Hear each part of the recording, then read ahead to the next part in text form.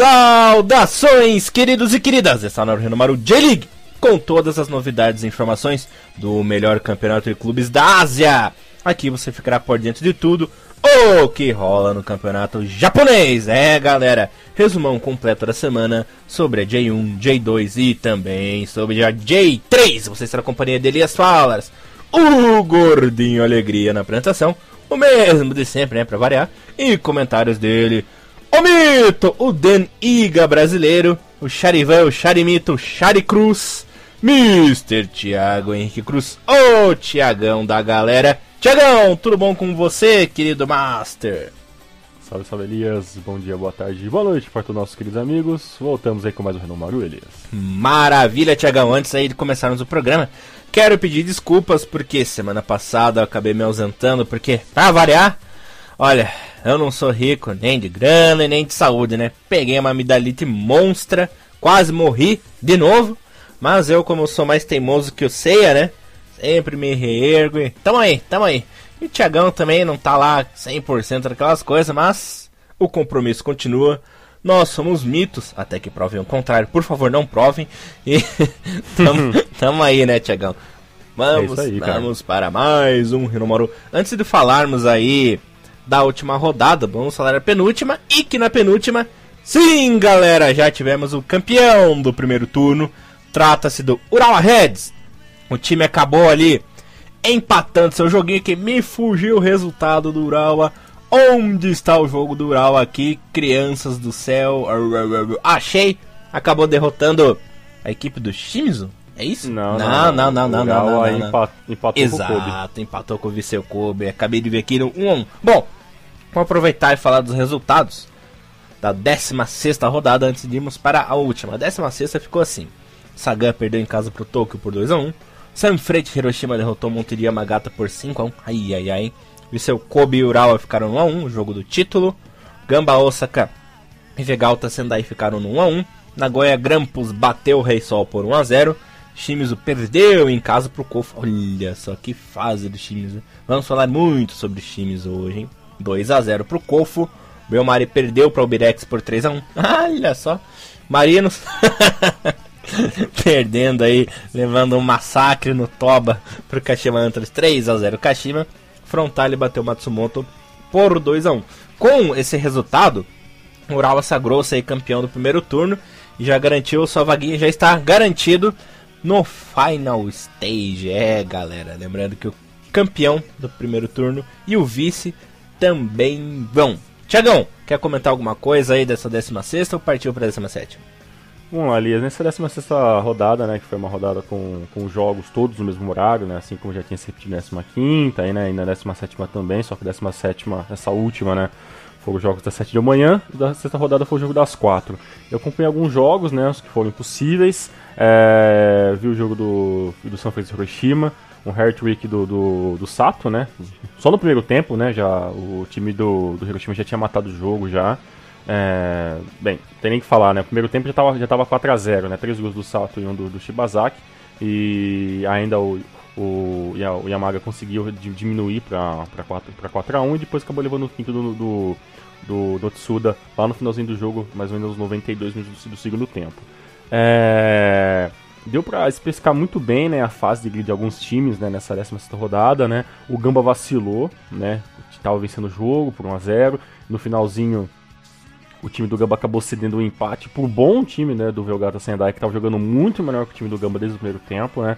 A gente teve o gol do Kono no primeiro tempo, o jogo se estabilizou, o Gamba não conseguiu matar o jogo, teve algumas chances, o Vegalta veio crescendo um pouco de produtividade, alguns lances perigosos, no final ali o Okuno acabou empatando o jogo lá para os 88 minutos.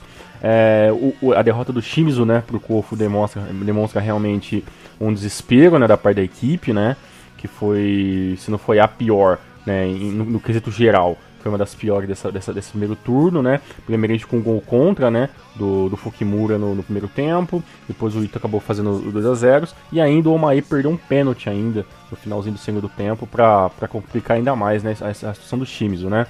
A gente teve uma vitória de virada, né, do Albirex Niigata em cima do Shonan, que também foi um bom resultado para esse time do Albirex, que começou perdendo, depois foi progredindo e melhorando de acordo com o jogo.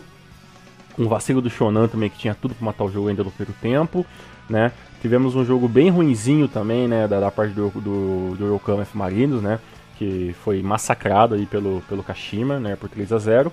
E para mim o jogo ali o pior jogo da rodada ali realmente, que foi realmente um jogo ruim de se ver, principalmente porque apenas um jogo jogou, foi realmente o jogo do Frontale, né, ganhando 2-0 ali do Matsumoto ali, né, um jogo que teve vários problemas, né, tipo, tirando o pênalti que o Kubo perdeu, mas isso né, o time já estava vencendo por 1-0, teve uma dificuldade muito grande pelo ataque, né, do time do Matsumoto ali, realmente o Obina voltando a ser titular do time, né, e não conseguiu progredir nada, né, o time do Matsumoto poderia ainda tentar o empate, mas realmente o ataque, a parte ofensiva desse time realmente não funcionou, e é um problema sério pro time do Matsumoto, né, se eles querem realmente tentar alguma coisa no segundo estágio, pelo menos para ficar longe da zona de rebaixamento.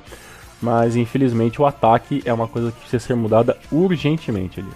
Maravilha, Thiagão. Antes da gente entrar nessa última rodada, tivemos também um jogo que foi adiado, né, da 13ª rodada, no meio da semana, onde o Rei Sol acabou derrotando a equipe do Gamba Osaka, né? Lembrando que esse jogo acabou sendo adiado ali anteriormente porque as equipes estavam na disputa da CL, né, conseguiram essas vaguinhas na próxima fase. O time venceu com o gol do Eduardo, se não me engano. Isso, exatamente, o zagueiro Eduardo. Uma falha bizonha do goleiro, né, cara? Poderia ter defendido ali o nosso queridão Higashiguchi, mas falhou, né?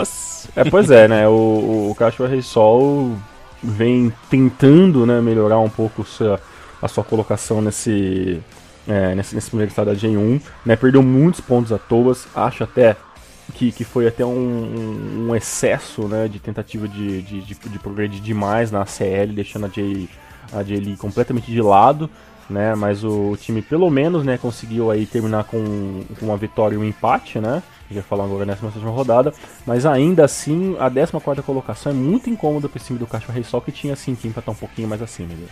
Maravilha, Mr. Thiago Henrique Cruz. Vamos agora para a 17ª e mais importante rodada do primeiro turno da J-League, começando com um jogo muito bom, rapaz. A equipe do Vegalta Sendai acabou derrotando o Nagoya Grampus por 2-0. Mais uma vez peço desculpas aí aos nossos ouvintes pela minha voz horrível, ainda tô na fase de recuperação, dá umas engasgadas, né? Aí fica meio complicado.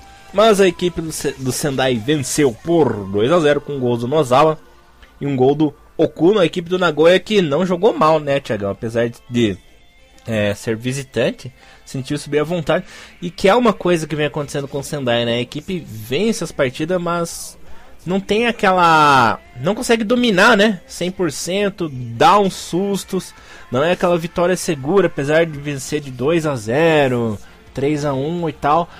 A torcida fica com medo, né? Porque não é um time constante, assim, não consegue vencer vencido, por assim dizer, né, Thiagão? E nesse jogo até, a gente pode até falar que o time do Nagoya foi meio consciente na defesa, mas ele não conseguiu impor um futebol ofensivo, né? As estatísticas do jogo foram 53% de posse de bola pro time do Vegalta contra 47% do time do Nagoya. Foram, teoricamente, 25 tentativas de chute a gols do time do Vegalta Sendai contra apenas 8, né? E finalizações certas mesmo no jogo inteiro foram 16 pro time do Sendai e apenas uma pro time do Nagoya. Então o time do Sendai engoliu, né? Em todos os sentidos, o time do Nagoya, que teve que se impor, né, numa situação defensiva e tentar jogar aí no contra-ataque, né? Acabou não conseguindo, isso acabou não ajudando o time em nada durante a partida, mas pelo menos ali o goleiro ali, o Nagasaki, foi um dos bons destaques do Nagoya, apesar dessa derrota, com teoricamente 14 bolas defendidas, né, que foi realmente um massacre nessa parte de ataque, né, contra a defesa do Nagoya. Mas é um time muito, muito constante, né, cara? Nessas últimas rodadas que o Nagoya deu uma bambeada, né, e a gente tem até uma outra observação, né, o ataque do Nagoya não contou com o atacante que foi para a seleção, né? Foi ali o Bakovic e o Koamatsu, né, os atacantes desse jogo do Nagoya, né. Então dá para entender que o time está tentando às vezes mudar um pouco o sistema de sistema de jogo, né, não contar muito ali, né, com os mesmos jogadores, mas infelizmente dessa vez não funcionou, Elias. Maravilha, Thiagão. E quem funcionou nessa rodada foi o nosso querido Takashi Usami, né? Jogando aí fora de casa, a equipe do Gamba não tomou conhecimento, atropelou Montedio Yamagata, 3-1, praticamente 3 gols seguidos do nosso querido Usami, né? Depois o Diogo Souza, já na metade do segundo tempo, foi lá e diminuiu.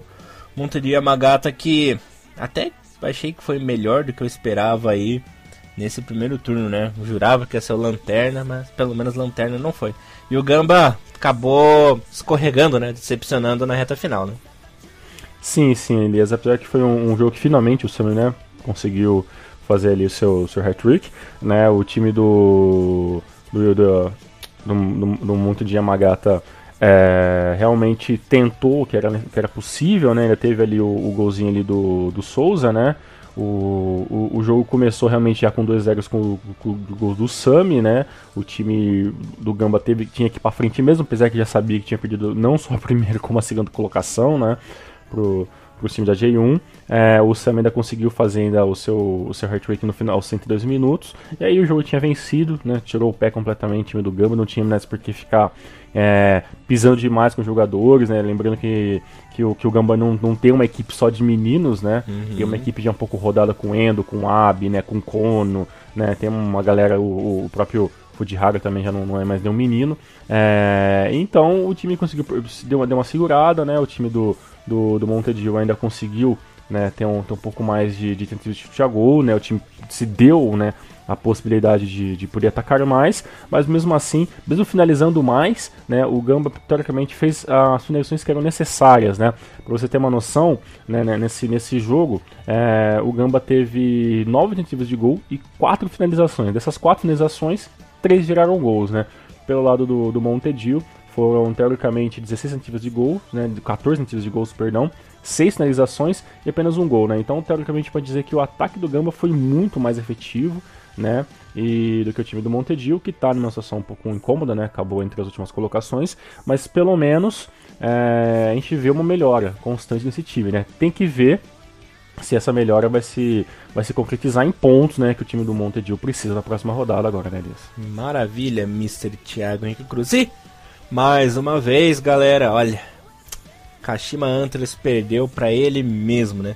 Dominou a partida, teve mais de 57% de posse de bola, deu o dobro de chutes a gol, dominou a rodinha, colocou os jogadores do Kawasaki na rodinha e mesmo assim não venceu. A equipe do Frontale praticamente deu 3 chutes a gol e, para infelicidade do Kashima, os três acabaram virando gol, né? Vitória aí do Frontale por 3-2. O Elcinho e o Renatinho chegaram a fazer 2-0 ainda no primeiro tempo. Mukanazaki no finzinho ele diminuiu. Daí, o mito, né? Yoshi Tokubo marcando ali o terceiro. O Akasaki até conseguiu fazer o segundo. O Kashima foi pra cima por pouco também, acabou não empatando. Mas olha, rapaz do céu, tá uma bruxa, né? Tá uma zica desgraçada nesse time do Kashima, né? Mesmo jogando melhor, mesmo dominando a partida, a equipe não consegue vencer de jeito nenhum. E pra variar, né, Thiagão? A velha história da falta de pontaria, né? Como perde gol esse time do Kashima, rapaz? Impressionante.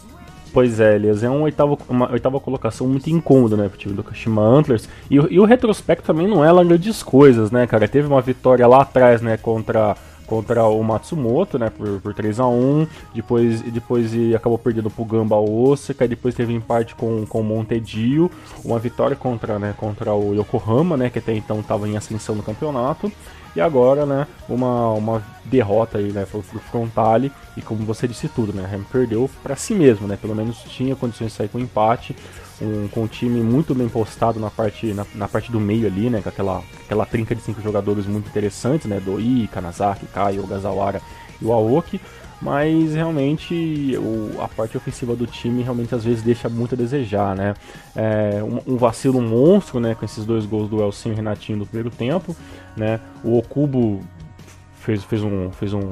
chutou, finalizou muito bem, foi uma finalização, né, um pouco mais rasteira no segundo tempo, e o Okubo, que tinha perdido o pênalti, né, na última rodada, acabou se concretizando finalmente, tirando o peso das costas. E só que desses 3 gols, pelo menos o segundo do Renatinho era uma coisa que era possível ter evitado, né, a parte defensiva. Vacilos que depois acabaram, né, ficando um pouco caro, né? Mesmo chutando mais, com mais presença em campo, com mais posse de bola, com mais boas finalizações e mais escanteios e tudo for possível mais com o time ofensivo, o time acabou meio que falhando, infelizmente, na parte ofensiva. E, diga-se de passagem, já faz um tempinho que a gente não vê o Caio jogando bem novamente no time do Kashima. O Caio foi um dos jogadores que caiu muito aí de produção nas últimas rodadas. Infelizmente. Ai, meu Deus do céu, tem que ter piadinha, né?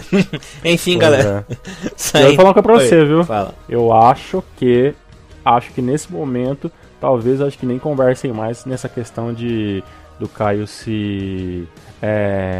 como é que é a palavra certa mesmo? Naturalizar. E naturalizar japonês, porque pelo jeito desse jeito nem adianta se naturalizar, porque não vai jogar na seleção nem fudendo, cara.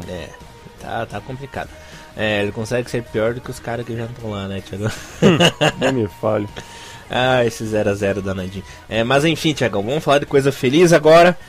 Galera, e a profecia se concretizou. O Urawa Reds conquistou o primeiro turno de forma invicta, de forma impiedosa contra seus adversários, de forma impressionante. Os números aí do Urawa no primeiro turno foram 12 vitórias, 5 empates, um saldo positivo aí de 22 gols, né? Acabou marcando 39, sofreu apenas 17, 41 pontos aí, 6 a mais do que o segundo colocado, e encerrou com chave de ouro, né? Jogando em casa, a equipe massacrou o Albirex Niigata por 5-2, com o Kuroki marcando de pênalti, um double do Muto, novamente o Kuroki marcando, aí o Nasso, nosso querido Nasso, né, talentoso Nasso, só que ao contrário, diminuindo. E do lado do Albirex, os jogadores mais manjados fizeram gol, né, Tiagão? Rafael Silva de pênalti também, e o nosso Ibusuki, né, que tá na hora de ser testado na seleção japonesa, né? A gente já pede aí já há um bom tempo, desde 2012, a gente vem falando aí do nome do Ibusuki, né? Mas parece que ele está sendo esquecido pelos treinadores. Eu daria uma chance para ele, principalmente por ele ter uma característica diferente, né? No jogador japonês alto, bom no jogo aéreo, não é lerdo igual o Hirayama, né? Lembra do Hirayama? Que era um jogador alto, grande, mas era lento, né? O Ibusuki é um cara pelo menos um pouco mais ágil, né? Eu tentaria essa nova arma. Melhor que o Kawamata do Nagoya, pelo menos. Sim, pois é, né? Talvez seja uma boa tese aí, essa tentativa. O time do Albirex não começou mal. Essa partida veio embalado por uma vitória, né, de virada em cima do Shonan Bellmare.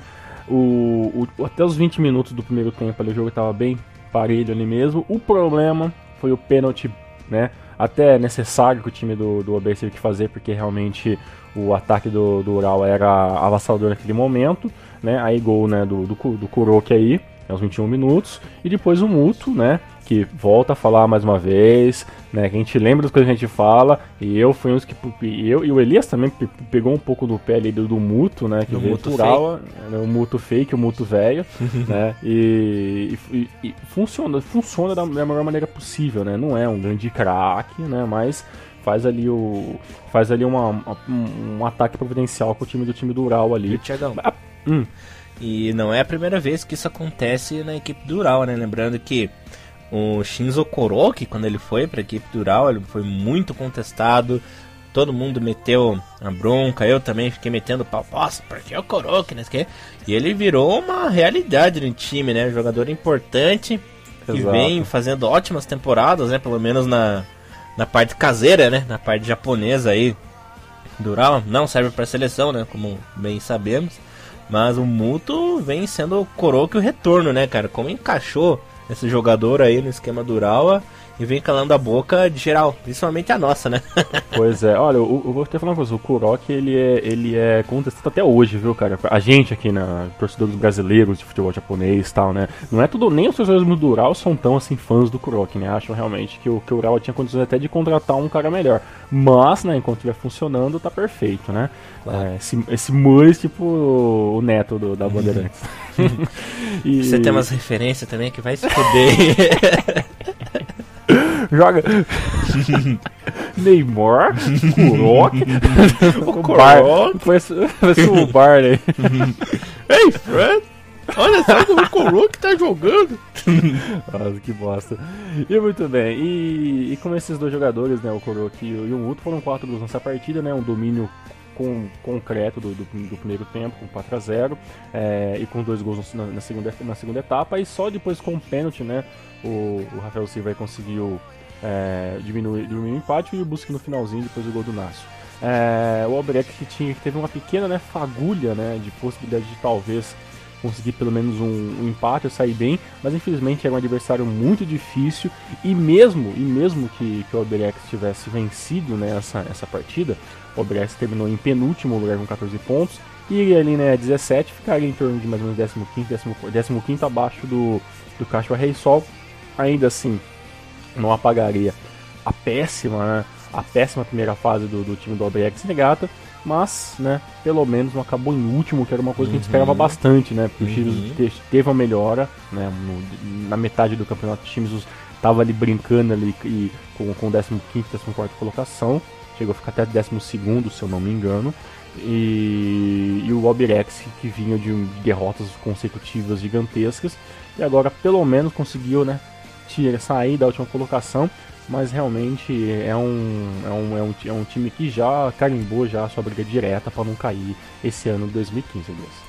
Maravilha, Mr. Thiago Henrique Cruz.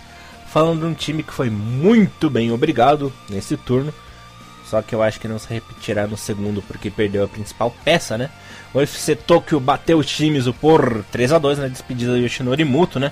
Lembrando que o jogador aí, o meia japonês da seleção, jogará agora pelo Main 05, né? Entrando no lugar do Okazaki, que assinou com o Leicester City. Essas notícias que nós deixaremos aí pro final do programa, né? Depois do resumo dos campeonatos.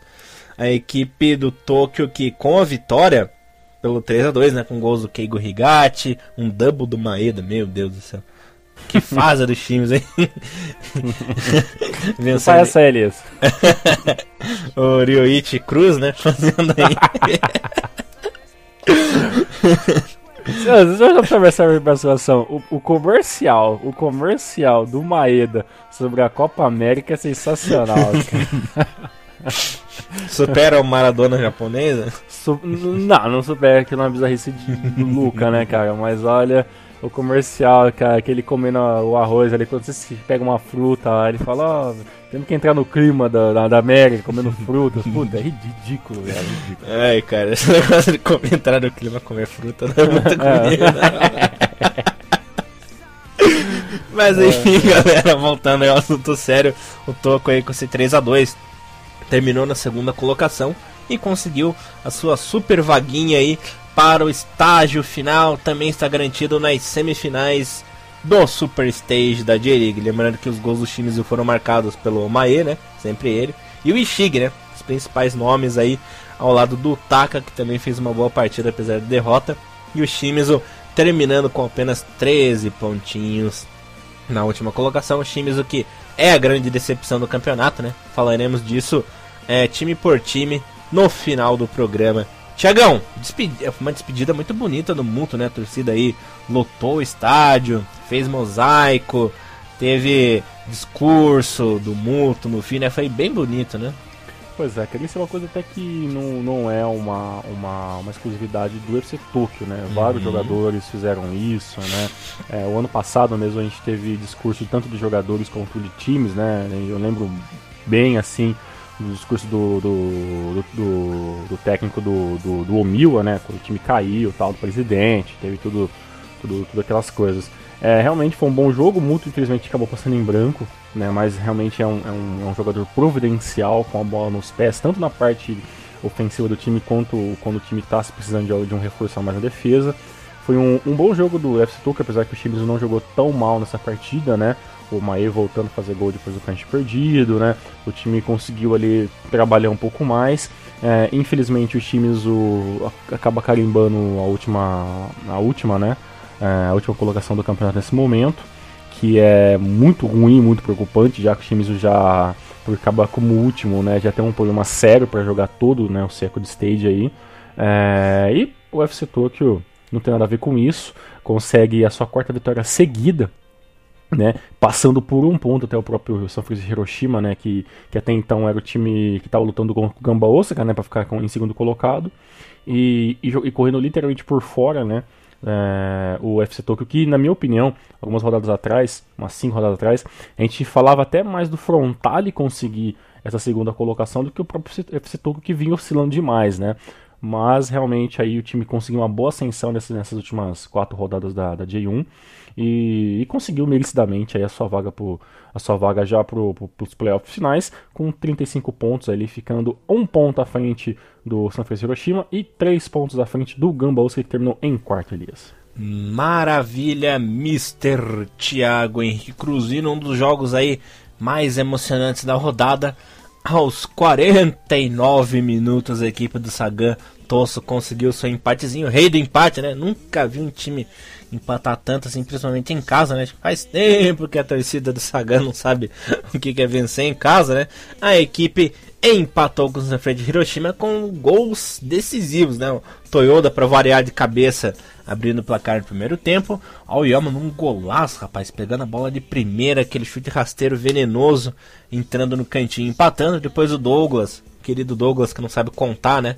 Marcando aí o gol da virada de pênalti. E ele, Thiagão, Toyoda, aos 49, quase 50 minutos ali do segundo tempo, marcando um golzinho de cabeça após o escanteio, né? Livrando a pele Exato. da equipe do Sagan. Esse que foi um dos grandes jogos aí da rodada, né? Foram aí muitos chutes a gol, equilibradíssimo aí a posse de bola. Claro que Sagan... Olha, cara, eu não sei o que acontece com essa equipe de Sagan. O time não vence em casa, cara. Que inferno. Pois é, Elias, eu vou até falar uma pra você, viu, cara? Nessa última rodada, teve vários jogos providenciais, né? O jogo do UFC Tokyo era porque precisava vencer, e o UFC, pra conseguir ficar em segundo, dependia de outros resultados, né?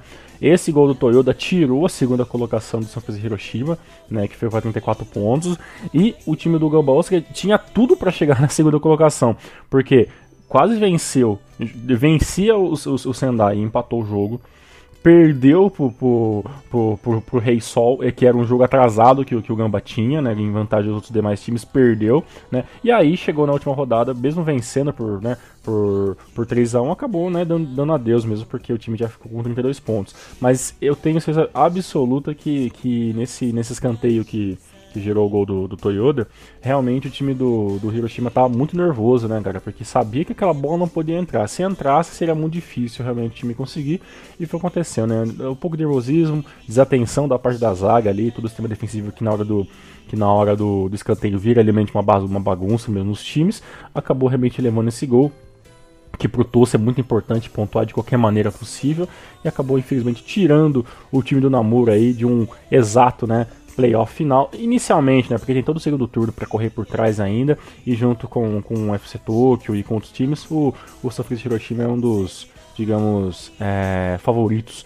né, para chegar facilmente nesse second stage aos playoffs finais, aliás. Maravilha, Thiagão. E em um dos melhores jogos da rodada, se não for o melhor, né, Matsumoto Yamaga não conseguiu aí segurar a pressão do Shonan Bellmare e acabou perdendo em casa, até chegou a abrir o placar, né, com o nosso querido Obina, acabou levando a virada num gol contra ali do zagueirão do Matsumoto, que eu esqueci o nome agora, né, depois o Kobayashi acabou virando o jogo. Aí, aos 42 do segundo tempo, o Obina fez uma ótima assistência ali pro Abe empatar a partida, mas já no finalzinho do jogo, 44, 45 minutos ali, o Fujita foi lá e fez o gol da vitória de Shonan, que foi um jogo muito bom, rapaz. Eu gostei da movimentação da equipe do Yamaga, só que o grande problema do Yamaga é que ele chega a dominar os jogos, chega a ter uma boa posse de bola, mas não finaliza, né?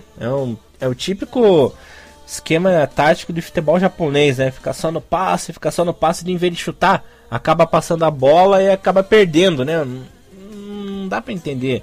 Não sei se é falta qualidade ofensiva na equipe do time, se eles têm medo, têm receio, mas é um time que finaliza pouco, né? Você pode ver, pegar todas as estatísticas dos jogos do Matsumoto, e a equipe adversária tem praticamente o dobro de finalizações e chances a gol que o Matsumoto tem, tanto fora quanto em casa, né? É até engraçado isso, cara.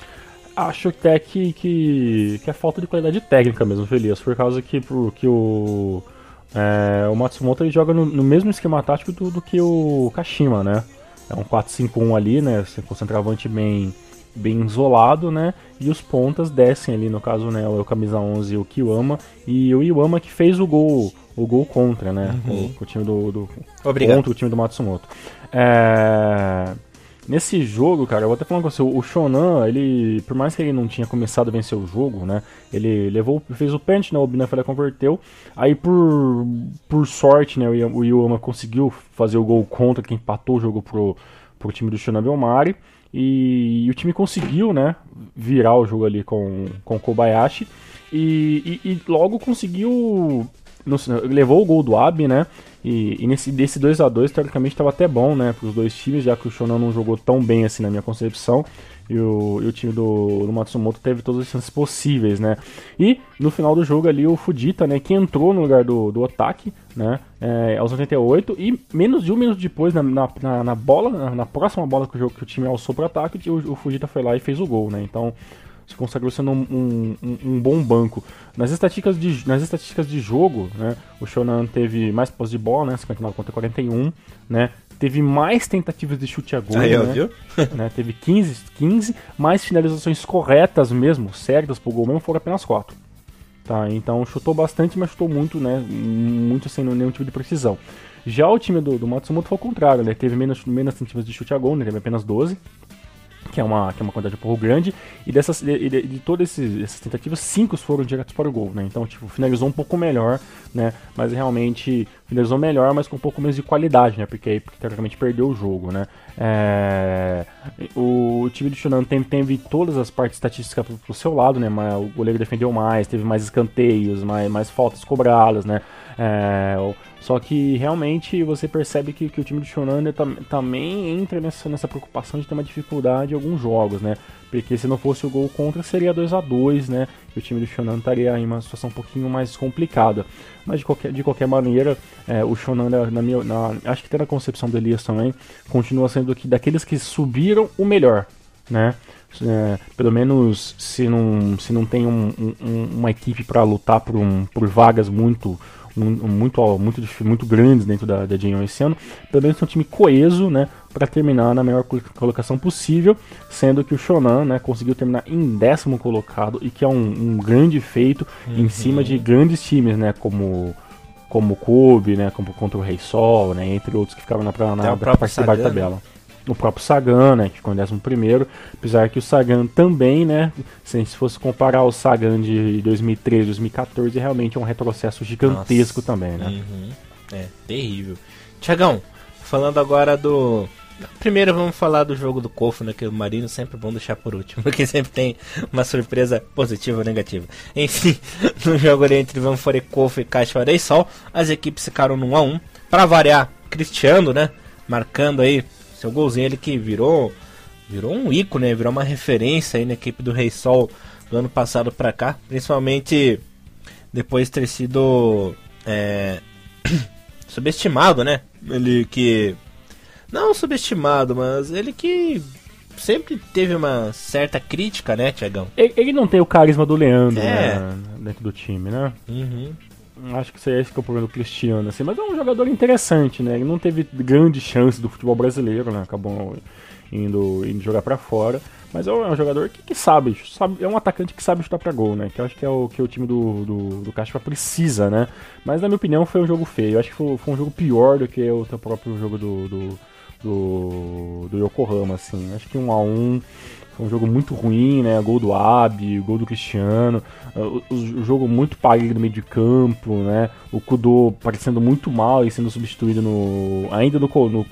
acho que aos 15 minutos do segundo tempo. Acho que foi realmente um jogo muito abaixo. Bem, o Kashiwa já tá jogando meia boca o campeonato inteiro, né? Mas o Kofu ali que precisa mais desses pontos, por mais que jogue num sistema muito ofensivo, né, um 3-4-3, ainda acho que o time do Kofu, que não depende só do Baré, não pode depender só do Baré, que não jogou, né? Que não jogou, né, claro. E se não me engano, aí na rodada passada o Baré jogou também. Talvez é um jogador que precisa ser poupado pela questão da idade. O time do Kofu acabou ficando com empate. Poderia talvez pensar em algumas variações táticas, para tentar poder engolir um pouco mais a defesa adversária para tentar o segundo gol, né? Não aconteceu, acabou meio ficando estagnado nesse 1-1, que na pior das situações, né, seria o 12º colocado, não tá tão mal assim o time do Cofo, né? E o Thiagão, o Barelli que sentiu uma lesão no último jogo ali contra o Shimizu, né? Foi substituído no primeiro tempo. E esse aí é o motivo dele não ter jogado. Ah, tá. Então ele jogou então, né? Chegou então a jogar. Jogou 20 tá. minutos só. Aí, ó. Preocupação. Bom que agora de liga dá um espacinho, talvez, ali, de algumas semanas, Sim, né? volta apenas no dia 11 de julho agora. Terá aí duas semaninhas. 2 semanas aí. Acho que dá pra pensar realmente em poder o Baré voltar. Se for uma lesão pequena, em até 3, 4 semanas, talvez o Baré já possa voltar, então jogar. Uhum. E lembrando que quem fez o gol aí do Cofo foi o Abe, né? Aquele ex-jogador do Nagoya Grampus. Fez um gol bonito até. Chutou no canto. Aquele gol clássico, né, Thiagão? Chutou no canto, a bola bateu ali no pezinho da trave e entrou. Morreu no gol. Esse hábito, eu digo pra você que eu não me lembro dele, cara. Não lembra dele? Não lembro, cara. Nossa, eu gosto. O Abe jogou muito tempo ali na equipe do Nagoya, fez parte do time campeão de 2011. Teve uma certa relevância ali. Você falou uma coisa providencial, cara. Campeonato 2011, só um parênteses gigante ali, antes que eu esqueça disso. Campeonato 2011 foi mais mérito do Nagoya ou foi mais incompetência dos demais? Eu acho que rolou um meio termo ali. Meio termo? Uhum. Entendi, não, é só uma dúvida que sempre tem, assim, que às vezes eu discuto com o pessoal sobre 2011, o pessoal fala, putz, mas esse time do Nagoya 2011, né? Teve ali Keiji Tamada como melhor jogador e tal, mas sabe... Mas aqui o ataque era bom, né? A dupla Tamada e Kennedy encaixou de uma forma, assim, espetacular, sabe? Então você acha que realmente foi... Apesar que... Aliás, né, foi 2010, né? 2010, né? Que 2011 quem venceu foi o Rei Sol, né? Mas eu lembro que os campeonatos de 2010 falam até que quando o Tamada foi até...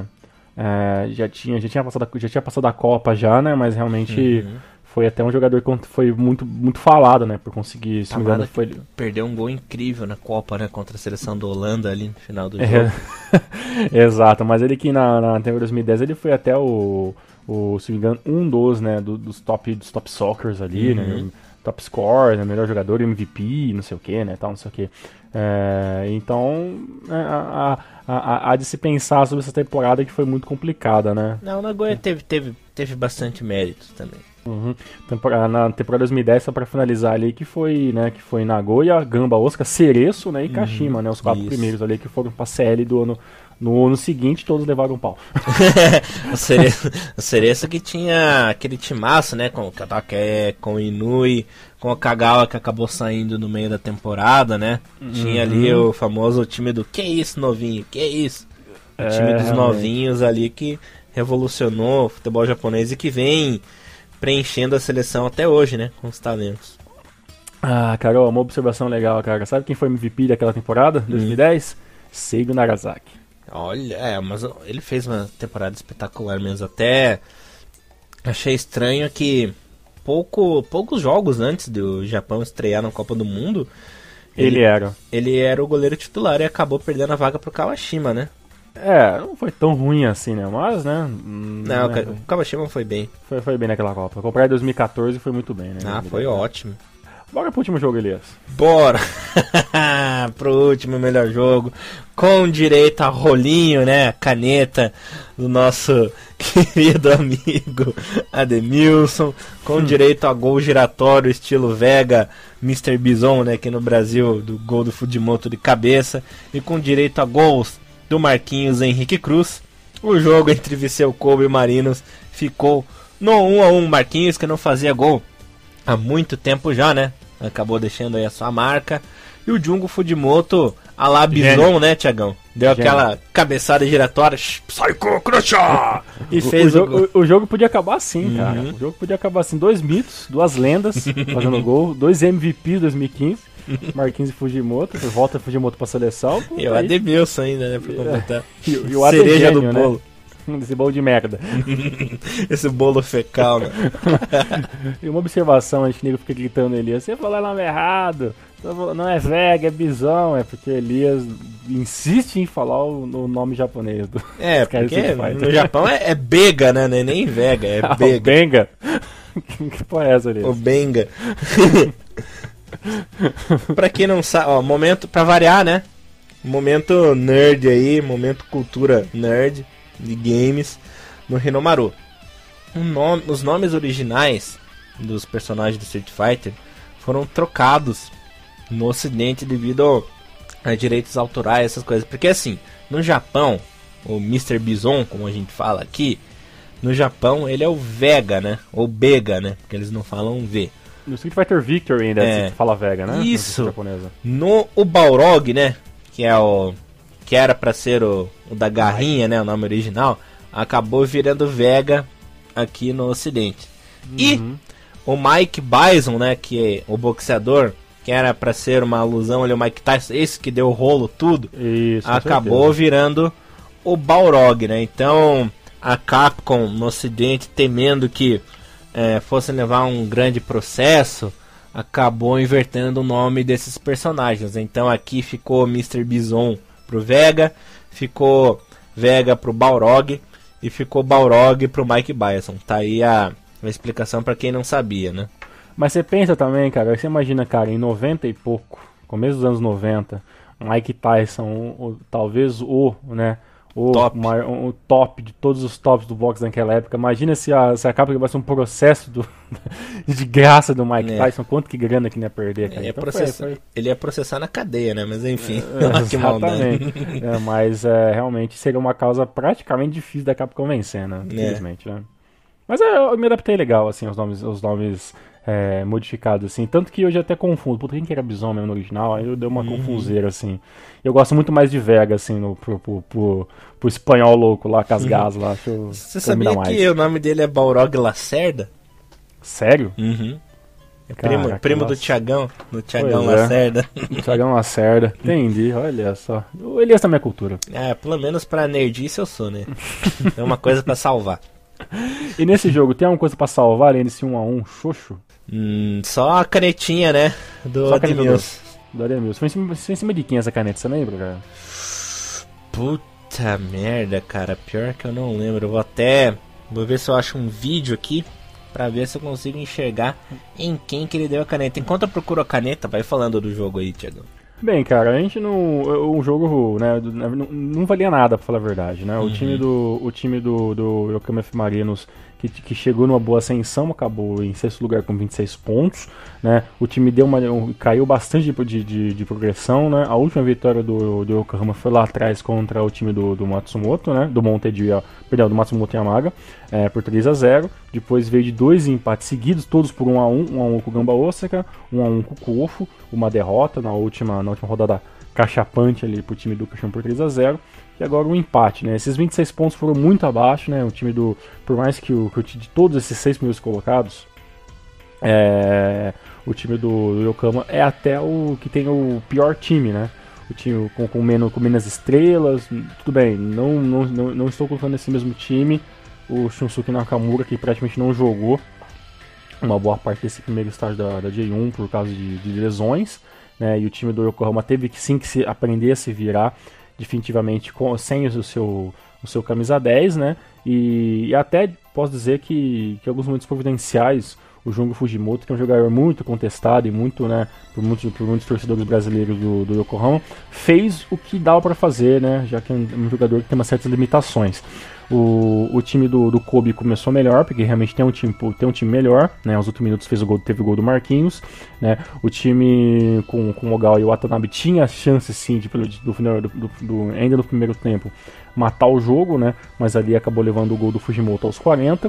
E no segundo ficou realmente o bom ataque do Kobe, né? Tentando alçar umas tentativas melhores, contra o time do Yokohama que por mais que tinha também um ataque interessante, preferiu trabalhar um pouco mais no esquema de você jogar no contra-ataque e passar pro Ademilson lá na frente, né?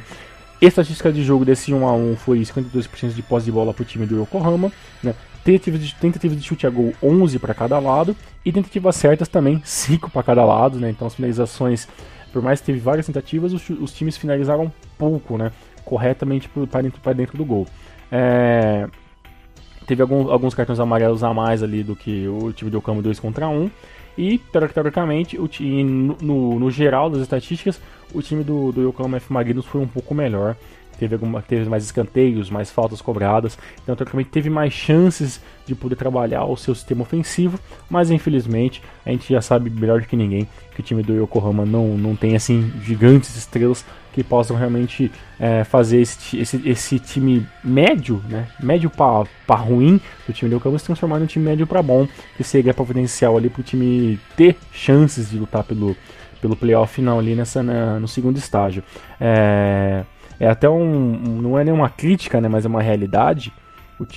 Esse time do Yokohama com Ademilson, com Kida, com Sato, Mikado, Fujimoto, Ryodo, se vocês pegarem os Yokohamas anteriores, né, 2010, 2011, 2012, 2013, se vocês forem ver, esse é o time que tem pelo menos o ataque mais ruinzinho de todos, né?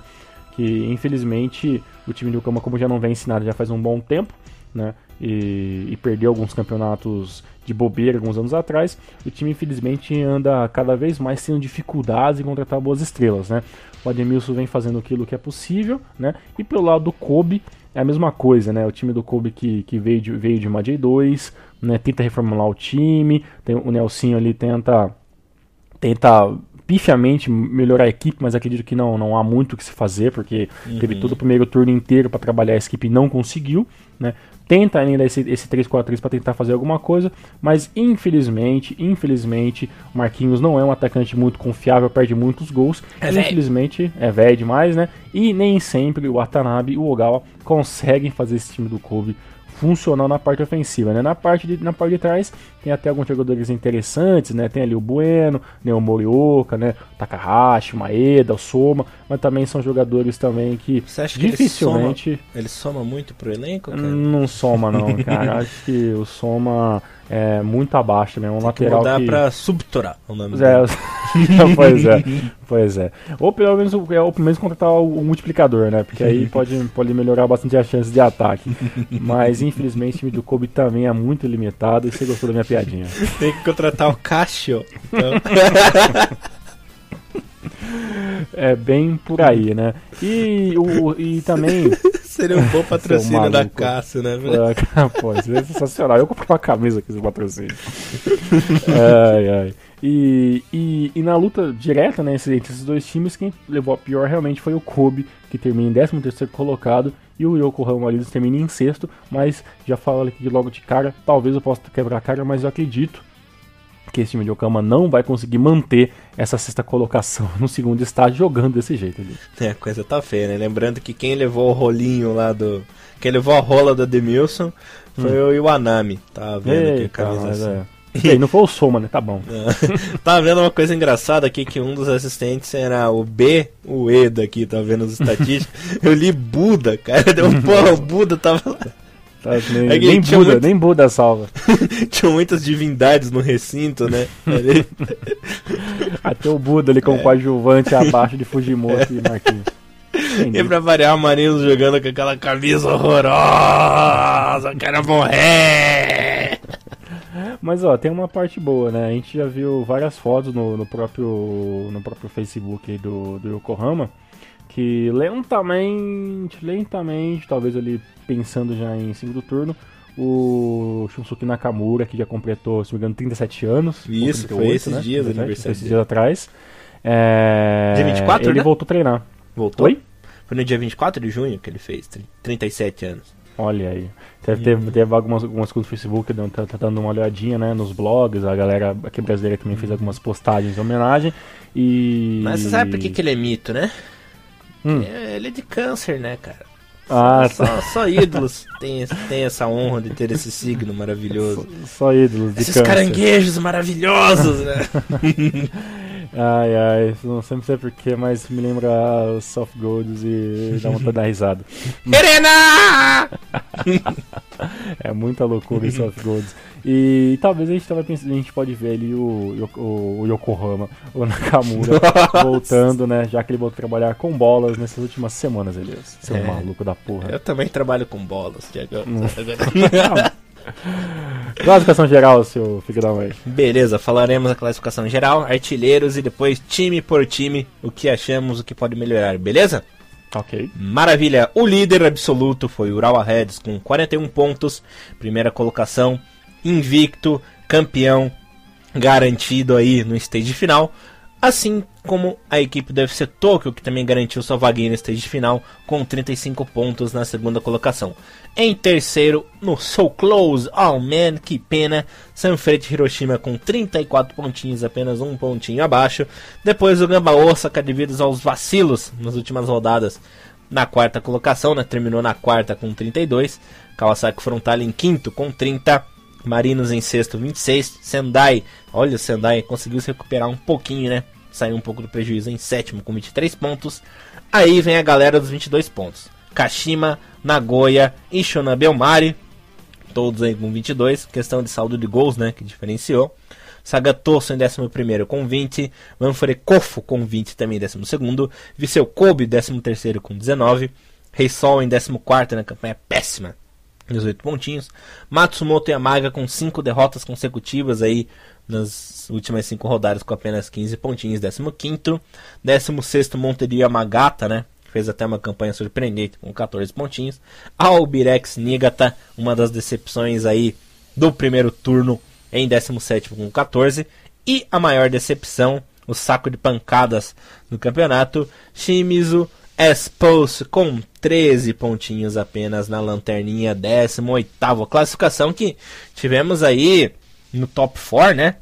Um milagre, sem estrangeiros, simplesmente 4 artilheiros japoneses, né? Takashi Usami aí com 13 gols, jogador do Gamba em primeiro, e o Rei Toyoda do Sagan com 12 golzinhos, depois o Okubo com 11 golzinhos e fechando aí por último o Muto do UFC Tokyo com 10, né? Isso mostra que o poderio ofensivo aí dos japoneses está melhorando, pelo menos na parte local, né? Porque sempre foi configurado muitos brasileiros, né?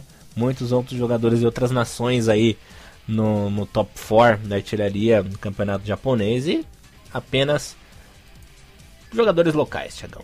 Tá legal, tá legal. Alguma coisinha antes da gente ir time por time?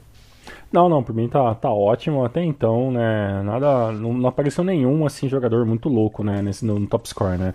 São só jogadores que realmente aparecem muito bem nessas equipes, né? Isso pra mim tá valendo a parte positiva já. Maravilha, Thiagão. Falando aqui time por time, vamos descendo a tabela, né?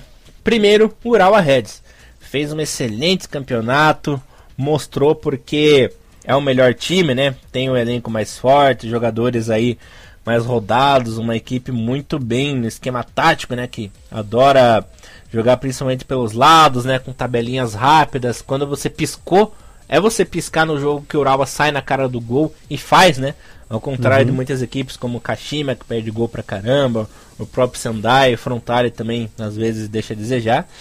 Ganhou aí todas as partidas jogando em casa e, no meu ver, como foi campeão invicto, eu acho que, claro, vai dar aquele famoso puxão no freio de mão, né? Mas eu acho que vai jogar sério, né? Acho que dificilmente a equipe do Urawa terá aí muitas derrotas, né? Segundo turno. Não sei se vai terminar invicto o segundo turno aí, mas é candidato claríssimo e favorito ao título do segundo turno também. Fez uma excelente campanha, até me surpreendeu. Achei que a equipe entraria no campeonato de cabeça baixa, né? Triste porque sentiu o baque no último campeonato, né? Liderou o inteiro, jogou bonito, mas nas últimas rodadas acabou deixando o título escapar pro Gamba, né? Concordo. Mas foi um time que ergueu a cabeça, lutou e pelo menos já está garantido ali em uma das semifinais. Lembrando que se a equipe vencer os 2 turnos, ela vai diretamente para a final, né? Não precisa nem jogar ali as semifinais. Até porque entra como o maior pontuador da liga, né? Lembrando que o maior pontuador tem vaga direta na final. Pois é bom lembrar o pessoal também que agora no estágio 2, zero a pontuação, né? Zera tudo. Né? Porque se fosse continuar do jeito que tá, seria uma vantagem muito grande, né, o time do Urawa, né? Seria 6 pontos de vantagem, seria até desleal, né? Mas concordo com você. Maravilha, Thiagão. Agora, falando aí da equipe do FC Tokyo, o FC Tokyo que, no meu ver, foi a grande surpresa do turno. Claro que tem jogadores importantes na seleção, né? Como o Ota, como o próprio Muto, né? E muitos outros bons jogadores. Mas eu esperava que quem ficaria na segunda colocação seria o Gamba, né? Que é o atual campeão, um time cheio de estrelas aí. Mas eu gostei muito, principalmente da equipe do Tóquio jogando em casa, né? Foi um time que dominou aí como mandante, um time que joga bonito, né? Assim como o Urawa também tabela muito. Tem o famoso futebol carrossel, né? A famosa distribuição de bolas ali. Claro, não muda tanto de posição como é a característica do futebol carrossel, mas enfim, acho que o pessoal conseguiu entender o que eu quis dizer. Mas eu não sei se com a saída do Muto o time vai conseguir se segurar aí nas primeiras colocações do segundo turno. Talvez isso aí possa vou usar um termo engraçado, contribuir negativamente. Pois é, né, cara? Por causa que a saída do Muto é uma coisa que vai pesar e isso é indiscutível, né? Mas parece que a direção do FC Tóquio já prometeu um substituto estrangeiro para a possível segunda parte do campeonato. O Lassad já assinou com o Tóquio, né? Então, é isso que eu pensei agora, mas eu não vi isso, pra falar a verdade. Não sei se assinou, mas se não assinou, dá pra assinar, né? Seria um bom contrato, né? Eu lembro que até em algumas redes sociais, né, nos sites aqui esportivos, já constava o Lassad ali como jogador do Tóquio, né? Mas não atuou, não vi ele no banco, nada. Então, a não ser que ele esteja apenas treinando, ganhando ritmo, né? Essas coisas. Pode ser uma coisa pra gente apurar pros próximos números aí. Não, ele jogou sim. Ele chegou a jogar, mas quando? Boa pergunta. Aqui diz que ele já tem 2 jogos, inclusive. Olha, mas não foi nesses últimos, né? Com certeza foi nesses últimos. Meu Deus, cara. Será que a gente comeu tanta bola assim? Não viu o cara jogar? Também foi tão importante que a gente nem viu o Caboclo em campo, né? Pois é verdade, cara. Fala que ele tem 2 jogos, né? Camisa 15 ainda, então já tem contrato assinado já, então. Porra. Não jogou esse último jogo. Vamos ver o penúltimo jogo. Caramba, cara, meu Deus. Como assim? Fala que tem 2 jogos esse ano, mas jogou quando, né? Jogou com o time do bairro lá, né? Só se for, mas cara, mesmo assim, não sei, né? É um jogador que teve passagens meio ruins, né, cara? Teve uma passagem pífia pelo Celtic, né? Mas também a concorrência no Celtic era braba, né? Tinha o Samaras, tinha o Stokes, tinha o Gary Hopper, né? Que tava voando ali. Sim, que era o principal talento daquele tempo. Teve uma passagem ruim também, posso ver, no Arouca de Portugal. Fez praticamente os melhores campeonatos, fez tudo no La Coruña, né? E times B, né, da França, né? Então, né? Não sei, cara. Não sei se seria esse o jogador, não. Que a diretoria poderia trazer pro lugar do Muto, não. Eu pesquisaria mais. Tem ótimos jogadores aí que podem ser substitutos aí pro Muto, né? Até no próprio Japão, se pesquisarem um pouquinho mais. Vai lá no Renault Fallers da massa lá, que lá deve ter uns craques. Deve ter jogadores que vai ser contratados com certeza pra J2 ano que vem, com certeza. Vamos ver. Não, porque o time estará na J2, né? Primeiro de tudo. Enfim, vamos agora para o Sanfrecce Hiroshima, um time que teve domínio absoluto como mandante, né? Característica aí dos 3 primeiros líderes, deixava um pouco a desejar jogando fora de casa. O Sanfrecce que, no meu ver, fez uma excelente campanha, principalmente pelo motivo de ter perdido aí seus principais jogadores, né? Urawa, pra variar.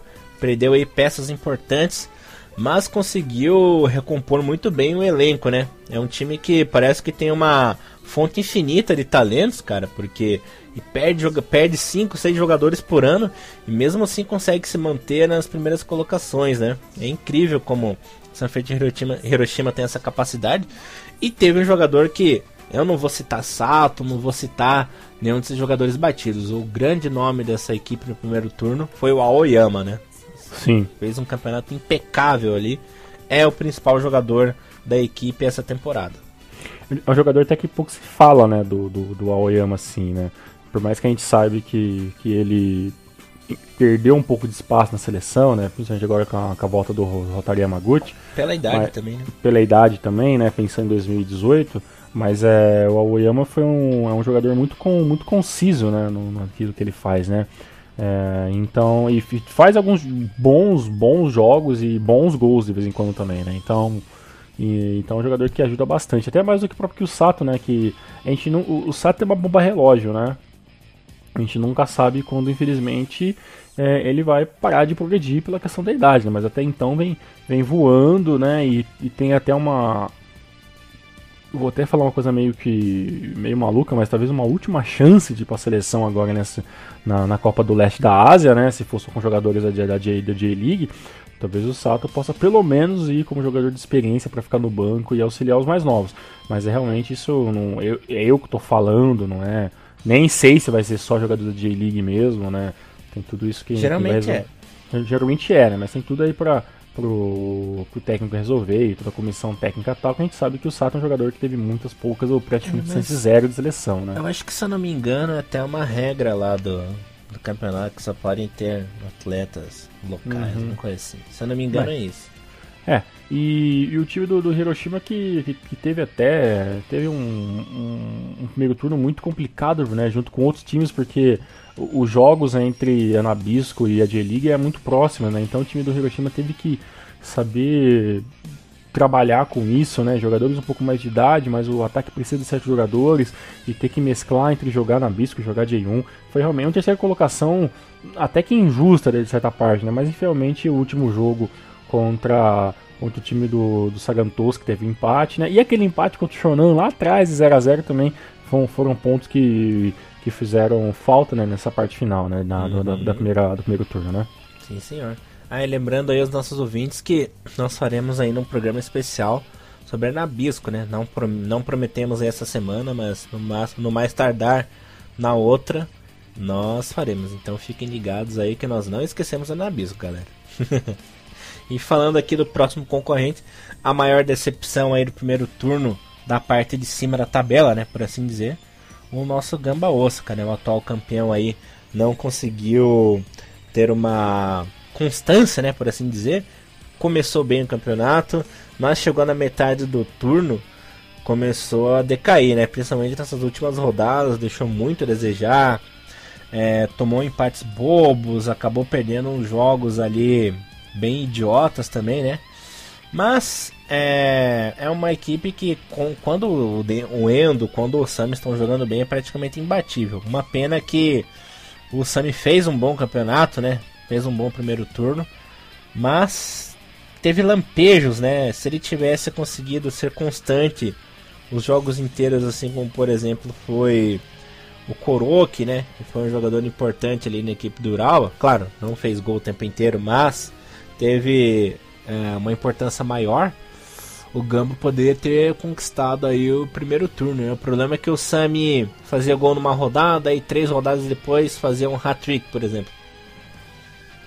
Foi meio complicado. Isso aí pesou um pouco na campanha do Gamba no primeiro turno. Não sei se você partilha comigo. Claro que ele não foi o vilão, o principal vilão aí da história, mas quando o Sami tá jogando bem, não tem como segurar a equipe do Gamba, né? Pelo menos é a minha visão. Sim, Elias. O Gamba que tem a melhor defesa do campeonato, né, até o momento, 13 gols apenas tomados. Né, é um time que teve tudo para estar acima da quarta colocação, com vacilos, que você disse. O time do Gamba também teve vários jogos que foram adiados, time da CL, né? O jogo dessa semana também foi um negócio que aconteceu muito inevitável, assim, né? Uma coisa que eu queria falar, até esses próprios jogos aí que quebraram a tabela do time, quebraram o ritmo do Gamba, né? Eu acho que acabou atrapalhando aí um pouco o desenvolvimento do futebol da equipe, né? Eu acho que isso acabou pesando também. Para mim, esses jogos adiados seriam um ponto positivo, né? Porque quando acontece no futebol brasileiro, por exemplo, é até bom para alguns times, né? Ter esses jogos adiados e coisa e tal, para o time ter um pouco mais de tempo de preparamento, para descanso. E no caso o Gamba não conseguiu fazer isso ao seu, né? Trazer isso para o seu lado e para o seu próprio benefício, né? E infelizmente o que era para ser pontos garantidos, né, principalmente contra o time do Kashima na última rodada, acabou virando pontos contras, né? Uma derrota, né? Teve empates anteriormente, né? Contra jogos contra Kashima, se não me engano, contra o Ural, um dos dois ele acabou empatando. Então, esses adiamentos acabou sendo os vilões, né, dessa primeira parte do time do Gamba Osaka, que agora volta todas as suas, pelo menos até agosto, vai voltar com certeza a grande parte dos seus esforços para a CL, né? Então, tem todos esses quesitos que o time do Gamba vai poder ter que trabalhar um pouco melhor. Tem uma boa defesa, tem um bom ataque. Eu acho até que não depende tanto mais de Endo. O Endo é mais uma peça que infelizmente não tem, né, ainda um substituto à altura, né, mas é um jogador que o time do Gama mesmo já vê que não pode mais defender. A dependência mesmo fica em cima do Sami, de Patrick, né, e ter uma sondagem talvez de Patrick não renovar o seu contrato com o Gamba Osaka, né, e talvez ir embora. Aí tem todo esse mimimi aí da imprensa, de torcedores, e talvez não ter um jogador à altura para se repor, mas acredito até que sim, porque, por exemplo, o Patrick não foi uma peça providencial no Gama nas últimas partidas, por exemplo, nas últimas 2-3 partidas. Então, fica realmente por o Sami dependência, que é uma coisa negativa também, ao meu ver, por causa que o Sami também tem jogos de lampejos muito ruins, como o próprio Elias já falou, né? Mas acredito que se o time jogar de forma coesa, saber trabalhar bem a CL e a J1, pode até sim lutar por uma vaga direta aí no segundo turno. Mas eu vou até falar algo pra você aqui, Elias. O time do Urawa perdeu o campeonato por erros próprios no ano passado, né? Perdeu por ele mesmo. Né, exatamente, por ele mesmo, assim como aconteceu com o Yokohama alguns anos atrás. 2013. E acho que se o Urawa tivesse jogado coesamente o campeonato inteiro, que é difícil, eu acho que o Gamba não teria vencido a J1 ano passado. E acho até então que se a J1 continuar dessa maneira esse ano, né, com times como Sanfrecce Hiroshima, contra o próprio Urawa Red jogando muito bem, de forma coesa e constante, acho que vai ser difícil o time do Gamba conseguir meio que se entrar parelhamente com esses times, porque nesse momento, dos quatro meio colocados, o time com menos brilho, né, é o time do Gamba Osaka, porque realmente depende apenas de um ou outro jogador. A diferença é que o Urawa, Sanfrecce Hiroshima, FC Tokyo e até o próprio Kawasaki Frontale, que está abaixo do Gamba, conseguem trabalhar um pouco melhores com o time ao todo, né? Então, simplesmente nesse quesito o Gamba fica atrás pelo do título 2015.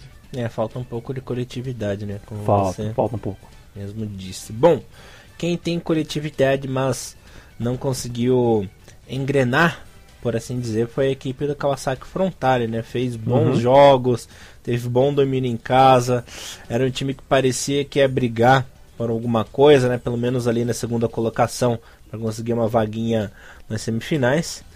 Mas o que acabou matando a equipe do Frontale é que tem uma zaga que deixa muito a desejar, né? O ataque é forte, o meio é razoavelmente bom também, o problema é a defesa, que acaba levando gols bobos, cometem ali muitas lambanças, e isso acabou comprometendo o desenvolvimento da equipe no campeonato, né? O time ficou ali na 5ª colocação, até melhor do que a gente esperava, né, Thiago? A gente falou que a equipe ficaria ali entre a 8ª e 10ª colocação. Foi uma das equipes que surpreendeu e decepcionou ao mesmo tempo, né?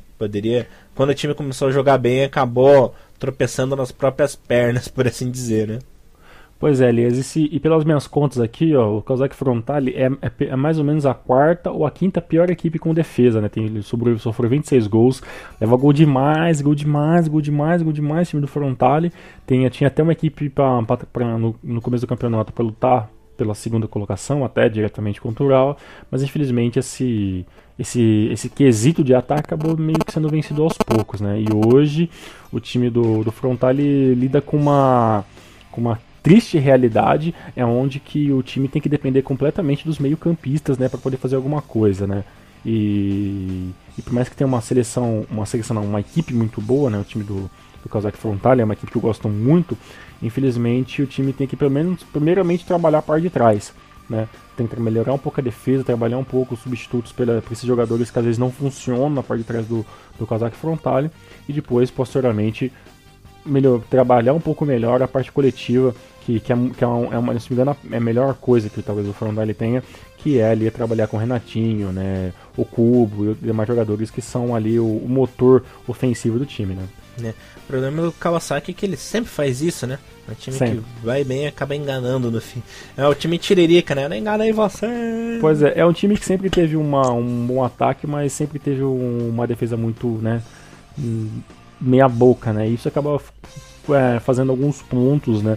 A gente pode ver a última derrota que o Frontale teve de 5-2 pro Shimizu, né, cara? Então, um placar claro que a defesa realmente não funciona, né?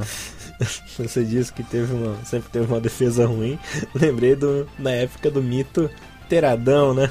Vixe, época do Terada, né? E do Minoa, Teradão e Minoa na defesa. Teradão e Minoa, você vê que o Kawasaki é a escola de como não ter uma defesa, né? Então... Que tristeza. Thiagão, falando agora, quer falar mais coisa do Frontale? Não, bora pro próximo. Yokohama F Marinos fez um campeonato razoável, até melhor do que a gente esperava, né? Cravamos ali que o Marinos terminaria na 9ª, 10ª colocação ali. Foi um time que jogou bem, na escola passava na média. E o que pode melhorar aí no segundo semestre é o retorno do Nakamura, né? Nakamura que acabou se lesionando 2 vezes nesse turno e a equipe acabou saindo prejudicada, né? Porque ele é o principal nome, o principal jogador, é o coração do time, né? É o que faz o sangue pulsar ali. E talvez com o Nakamura 100% ali no segundo semestre, a equipe pode ir até melhor, né? Pois é, Elias, mas é um time que se desconfigurou completamente depois da perda do time de 2013, né? Uma base que teoricamente já está no seu fim, já, né? Vários jogadores de 2012, 13 e 14 já não estão mais no time, né? O time do Kama vai se desfazendo aos poucos. O próximo dessa lista aí com certeza é Fujimoto, Ryudo e Shunsuke Nakamura, né? Então é um time que vai ter que começar do zero em algum momento, né?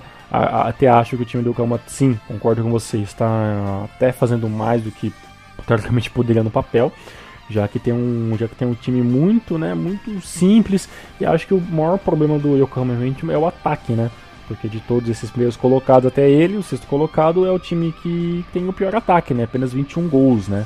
Conta aí 39 de Urawa, né? 29 de Sanfrecce Hiroshima, né? Então é um time que tem dificuldade sim, né? Por causa que os atacantes não são grandes estrelas que conseguem fazer isso a todo momento. Às vezes não sei se o problema é o ataque, às vezes talvez seja o meio que não consegue trabalhar direito com o ataque, né? Então, porque a gente não tem que deixar bem claro que quando a gente fala assim, o ataque não funciona, a defesa não funciona, né? O meio funciona, mas é um time, né? Então se um setor não está funcionando, é porque outros setores também não estão funcionando, né? Então se o Ademilson não consegue ser o grande matador, né, que ele foi em outros times na sua carreira, talvez seja por causa que talvez o meio campo do Yokohama talvez não esteja fazendo uma cobertura necessária para que essas bolas cheguem no Ademilson, né? Então a gente tem que, quando a gente vai falar sobre um determinado setor, é bom a gente pensar que o time é um todo, né? E se esse um todo não funciona, aí realmente o ataque, por exemplo, que é uma coisa que precisa funcionar sempre para fazer gols, acaba sendo realmente o primeiro a se dar mal, que realmente às vezes o que acontece com o time do Yokohama F Marinos. E quem se deu bem nesse turno foi o Vegalta Sendai, time que cravamos aí que ficaria na parte de baixo da tabela, ali na zona de rebaixamento. Começou muito mal. Aí no meio do campeonato teve uma boa ascensão. Teve, claro, revés, né? Como sempre, mas foi um time que conseguiu ser constante, né? Terminou aí numa excelente 7ª colocação. Um time que chegou a estar ali na zona do rebaixamento, né? Mas fez o papel em casa, né? Jogou muito bem. Apesar de, como eu falei, o Vegalta Sendai é aquele time que vence, mas é um time que você não pode ter paz em nenhum momento. É uma agonia danada, a equipe pode vencer de 2-0, mas consegue jogar mal vencendo por 2-0, nunca sabe se vai vencer ou não. a torcida aí do Vegalta Sendai tem verdadeiros pesadelos, né, Tiagão? Porque Exato. não dá para ter tranquilidade mesmo nessa 7ª colocação, porque não se sabe o que vai acontecer com o time no segundo turno, né? Eu não vejo uma equipe constante, eu não vejo um time seguro, não vejo uma defesa segura, não vejo um ataque bom. Pra mim é uma mentira essa 7ª colocação aí, porque é estranho, cara. Não vejo o Vegalta ali como um time seguro, não adianta, nada vai me convencer do contrário, de eu mudar minha opinião. Sim, e também é um time que também tá na média entre 29 e 30 anos, né? Então, tipo, é um time, a gente fala, o Vegalta Senpai, é um time que tem jogadores muito rodados, já com uma idade muito avançada, e que isso às vezes é bom, porque a experiência às vezes é uma coisa muito positiva, mas também às vezes é uma coisa que pode faltar, né? Então você pega um time muito lento com um time muito rápido, obviamente que o time que vai ser mais lento vai ter dificuldades um pouco maiores, né? E esse ano também foi um ano até que a grande estrela, né, que é o Wilson, não vem tão bem, né? Apenas 4 gols aí, né, em 13 jogos que participou, né? O jogador que mais fez gols na equipe, né, foi o meio campista, né, pelo nome dele aqui, ó, é o Okuno, né, o Ryaoki Okuno, camisa 7, com 5 gols. Então realmente o time tem assim sérias dificuldades em alguns setores. Então, o que eu posso dizer?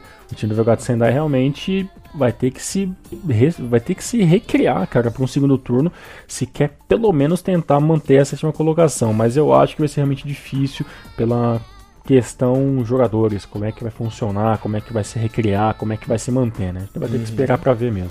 E quem decepcionou também foi o Kashima Antlers, né? O Kashima que era cotado, como eu e você falamos na primeira, ficar entre primeiro, terceira, quarta colocação, um time estrelado, com ótimos jogadores, um time que estava ali na disputa da CL, jogadores talentosos, né? Tem dinheiro, tem elenco, mas decepcionou e muito, né?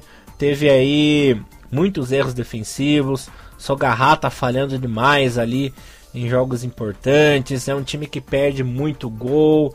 Tivemos aí a queda do Caio, né, que era um dos principais nomes aí, inclusive para a seleção japonesa, ele que teve aí um turno horrível. Deu tudo errado nesse primeiro turno do Kashima. O Kashima que ainda conseguiu se recuperar um pouco e ficar na sua 8ª colocação, que para mim é lucro. Na minha opinião ali teria ficado na 15ª, 16ª colocação de tão mal que jogou. Conseguiu ali uns pontinhos, conseguiu cavar uns bons pontinhos ali no fim, né, Thiagão? Decepcionou e muito a equipe do Kashima. Pois é, cara, o time do Kashima Antlers teve um começo muito ruim, né?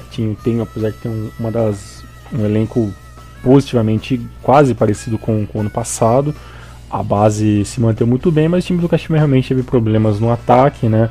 O Caio, como você mesmo disse, já não funciona tão bem como aconteceu no passado, né? Já é um jogador que às vezes acaba oscilando e deixando a equipe um pouco na mão, né? E a equipe tem que, teoricamente, se reprogramar para trabalhar com outros jogadores e com outras partes do elenco, né?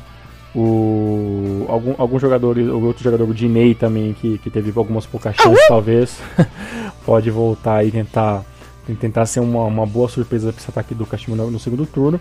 Mas teoricamente o time do Kashima é um time que tem uma boa base, mas infelizmente em alguns setores, né, principalmente a parte defensiva, às vezes infelizmente acaba sendo, digamos que um fator negativo, né? Por causa que por mais que tenha um time coeso em todos os setores, também não tem grandes craques, né?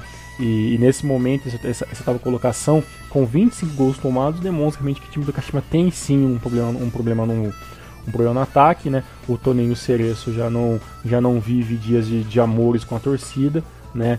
Em alguns jogos já foi possível ouvir vaias, né, alguns pequenos manifestos contra o treinador, né, porque o time do Kashima, que é o maior vencedor de J-League, tem realmente todo esse peso de todo ano a equipe pelo menos lutar por a CL, lutar por, né, segunda e terceira colocação. E desse ano começou lá embaixo, foi progredindo com o tempo, né, mas terminou o primeiro turno com uma derrota, né, para o time do Kawasaki Frontale, que você mesmo disse que perdeu para si próprio, né, poder sempre com um empate. Isso demonstra realmente que o time tem primeiro que resolver o ataque para depois trabalhar melhor. Primeiro tem que resolver a defesa, para depois tentar melhorar um pouco o ataque, porque o ataque funciona, né? Tem 27 gols feitos. Mas o problema é que quando o ataque consegue fazer 1 ou 2 gols, acaba levando 3 atrás. Aí fica difícil para um time que está em reestruturação, que é o caso do Kashima Antlers. Maravilha, Thiagão. E um time que acabou surpreendendo um pouco nesse turno foi o Nagoya Grampus, né? Um time que cravamos ali que ficaria na parte de baixo da tabela. Ficou longe ali do Z3, mas também ficou estagnado. Eu achei positivo o retrospecto, porque pra mim era um time que lutaria contra o rebaixamento, que nem se compara com o Nagoya Grampus dos últimos anos. Também concordo, é uma equipe que a gente lembra até que a gente falou muito bem no início desse campeonato, é uma equipe que vai ter que se reestruturar completamente, né? Tem alguns jogadores cansados, já perdeu peças importantes para times melhores, né? Já que o time do Nagoya ficou para trás em vários quesitos, principalmente o financeiro, né? Então o time aí que tem aí o grande Seigo Narazaki com 39 anos, né? Tem outros jogadores interessantíssimos, né? Tem aí um ataque muito mais ou menos, né? Tem o Kawamata, que talvez seja o salvador. Tem ali, né, o Kishoyano, que também jogou muito pouco, né? Teve 12 partidas, mas também foi poucos gols. Então, infelizmente, o time em geral, né, do Nagoya Grampus, por mais que tenha ali um time redondo naquilo que ele se propôs jogar, que não é um futebol ofensivo, você vai ter que trabalhar um pouco melhor se quiser manter. Mas essa sétima colocação ali, né, praticamente minto, sétima colocação não, né, essa nona colocação nesse primeiro turno realmente já é o ápice que eu acredito que esse time consiga chegar, e se manter isso é lucro pro time do Nagoya. Maravilha, Thiagão. E quem saiu no lucro nesse turno foi a equipe do Shonan Bellmare, né? Terminou na 10ª colocação. O time que conseguiu se reestruturar melhor. Um time que vencia, subia para a primeira divisão, caía. Subia. Dessa vez parece que o time pelo menos ficará 2 temporadas, né? É um time que está longe ali de disputar uma J2 por enquanto, né? Vamos ver como será o retorno da equipe. E é um time bem competitivo e mesmo jogando fora de casa é um time que joga bem. Inclusive venceu até o próprio Kashima, né? Nesse turno aí. Vamos ver. Eu tô vendo esperanças aí nessa equipe do Bellmare. Pois é, e a única observação a mais que eu me falar sobre o time do Shonan é que a partir do 10º colocado começou o time dos revés, né? O Shonan é o primeiro time da tabela que tem mais gols tomados do que gols feitos, né? O Nagoya ficou com 18-18, né? Fez 18, levou 18, e o Shonan acabou fazendo 20 gols contra 24 tomados, ou seja, a partir da 10ª colocação são todos times que têm sim essa dificuldade em manter uma zaga coesa contra ataques bons, né, de times da frente, né? Então o time de Shonan tem... Acredito que o time de Shonan não caia esse ano, mas também vai ser difícil lutar esse ano por playoff, né? Por alguma coisa, como você disse. Mas quem sabe, né? Um time que se monte, que consiga juntar um bom dinheiro, possa para a temporada já do ano que vem pensar já um time um pouco mais bem estruturado, mais reformulado, porque o time do Shonan é bom. O problema realmente é que a falta de qualidade de alguns jogadores que não deveriam estar nessa equipe ainda infelizmente fazem parte, porque o Shonan traz toda aquela bagagem de muita coisa que foi muito bem utilizado da J2, mas infelizmente J2 não é J1, né? Então... isso é verdade.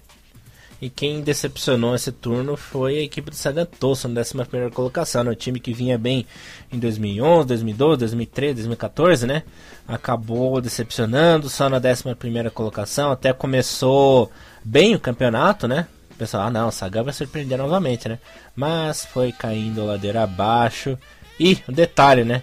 Vem vacilando muito em casa, a equipe empata muito em casa. E isso acabou comprometendo aí no desenvolvimento do time no campeonato, né? Com certeza. E o time do Sagan Tosu também já não é nada fora do comum falar que já era esperado também um pouco, né? Essa diminuição de ritmo e essa queda de rendimento. O problema é que caiu muito de rendimento e o time acabou levando 32 gols, né? E fazendo a ponto de 22, levou 10 gols a mais.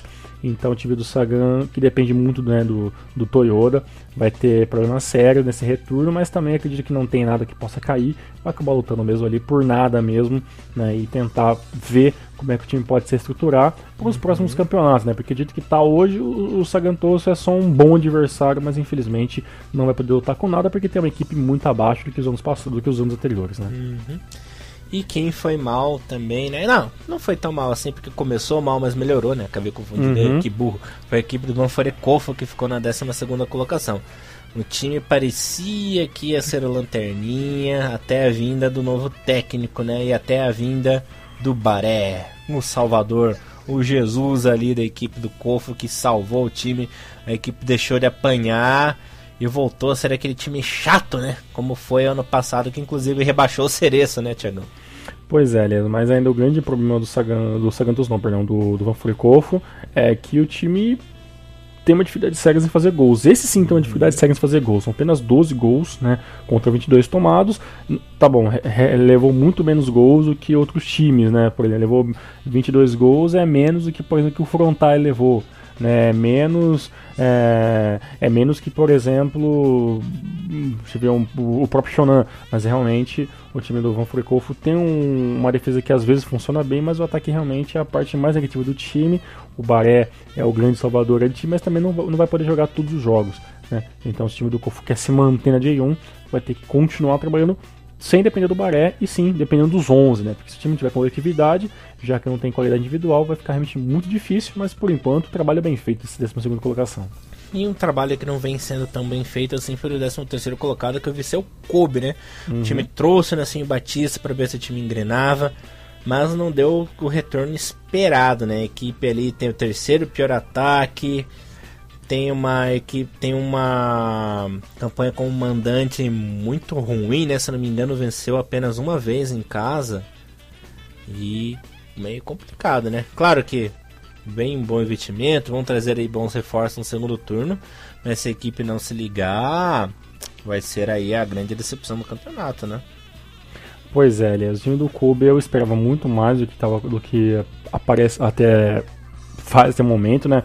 A vida do Nelsinho foi um grande boom ali, né, pro time do Kobe, que talvez tinha tudo para trabalhar um pouco melhor. Infelizmente, esse time do Kobe, que está repleto de brasileiros, acabou não fazendo exatamente aquilo que a gente esperava, que era pelo menos se manter entre os 10 primeiros colocados.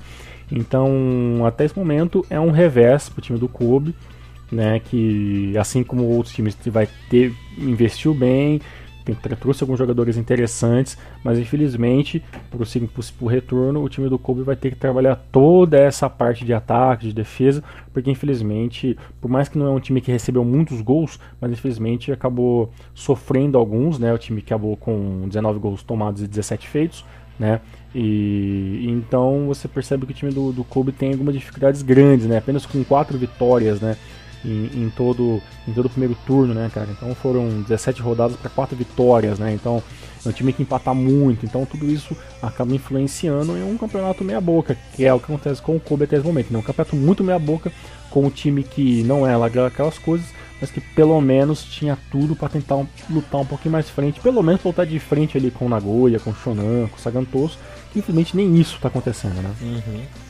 E quem decepcionou também foi o Rei Sol. Nossa modesta 14ª colocação. O time não repetiu aí a excelente campanha do ano passado, né? Até começou mal o campeonato, mas devido ao tática foguete, né? Foi subindo, conseguiu uma classificação ACL, coisa que não se repetiu essa temporada, mas que vem indo muito bem também na Easy Champions League, né? Parece que deu uma prioridade ali pro campeonato continental. Mas na J1 a equipe não se acertou, não se encontrou e tá pertinho ali do rebaixamento, né? Tem que fazer um ótimo segundo turno para pro papel não ficar tão feio assim, né, Thiago? Pois é, pra mim de longe é a maior decepção até o momento, né? É inadmissível essa 14ª colocação pro Caixa Rei Sol, pelo tanto que o time trabalhou o ano passado, por tudo aquilo que foi investido. Foram apenas 4 vitórias, 6 empates, 7 derrotas, então tipo, o time do Caixa Rei Sol tem muito que trabalhar, porque senão vai acabar ficando feio, porque acho que, mesmo que o time do Caixa passe para a próxima fase da CL, não é o favorito, então tem tudo pro time não vencer a CL, porque tem times melhores na frente, e aí? Fez tudo isso para possivelmente talvez não, às vezes acontecer de não vencer a série, aí vai ter que correr tudo para trás de novo, talvez fique fora até de playoff se o time não for tão bem assim no segundo turno, e vai acabar ter feito toda essa modificação, toda essa troca de valores para nada, né? Então infelizmente o time do Caixa vai ter que trabalhar muito bem, né? Porque realmente vem de uma vitória contra o time do Gamba com 1-0, mas também veio um empate contra o Kofo, duas derrotas seguidas anteriormente, né? Então é um time que já não vem funcionando na J1 faz um tempo. A questão é, se não está funcionando porque a CL é uma boa desculpa, porque esse time é ruim mesmo e foi mal contratado. Aí tem que realmente começar a ver isso a partir do segundo turno, né? Vamos ver, espero que dê certo, porque o Reysol não merece estar nessa situação. 15º, Matsumoto Yamaga, para estreante até que não foi tão ruim, né? Tem um elenco muito limitado, o time é fraco, a equipe sente a pressão, né? Tanto que vem aí de 7 derrotas seguidas, mas pelo menos terminou o campeonato fora do Z3, né? O que isso aí já é lucro. Terminou o campeonato fora da zona do rebaixamento, tem tempo para se reestruturar, quem sabe trazer uns bons jogadores, medianos jogadores, e para ver o que se dá para fazer. Mas, no meu ver, a temporada aí, a primeira parte da temporada do Matsumoto veio no lucro. Pois é, Elias, são 7 vitórias seguidas e 8 se você contar na Bisco, né? E o time, a última vez que venceu foi lá no dia 16/5 contra o Kobe, né? Por 2-0. Foi, acho que, um grande jogo aí do Matsumoto. Realmente é um time aquilo que eu já vi falando, é um time que precisa acumular gordura, para que quando o time parar de funcionar, o time não cai de posição, não cai na tabela tão rápido. Foi o que o time fez, né, com 4 vitórias apenas, 3 empates e 10 derrotas. Essas 4 vitórias foram praticamente os milagres aí, né, que esse time tão modesto conseguiu fazer, mas que até então, dos Marios, o pior, né, o time é estreante mesmo, vai adotar ali, com certeza, nessas últimas colocações, e se conseguir se manter na Dion esse ano, tá de bom tamanho. Eu não espero, sinceramente, que vai trazer grandes contratações, nem que vai contratar, né? Que pelo que eu percebi, é uma equipe que realmente já não tem nem tanto investimento assim, né? Então é um time que vai ter que lutar com as armas que tem, né? Que é o Obi, né? Que às vezes funciona, com jogadores interessantes que vem da parte de trás, e às vezes algum banco ou outro ali que possa estar surpreendendo, mas ao todo mesmo eu vou apenas ficar na torcida pelo time do Matsumoto aí, para pelo menos não cair esse ano e poder ter um ano que vem para poder se estruturar e trazer um pouco mais de dinheiro para a equipe, né?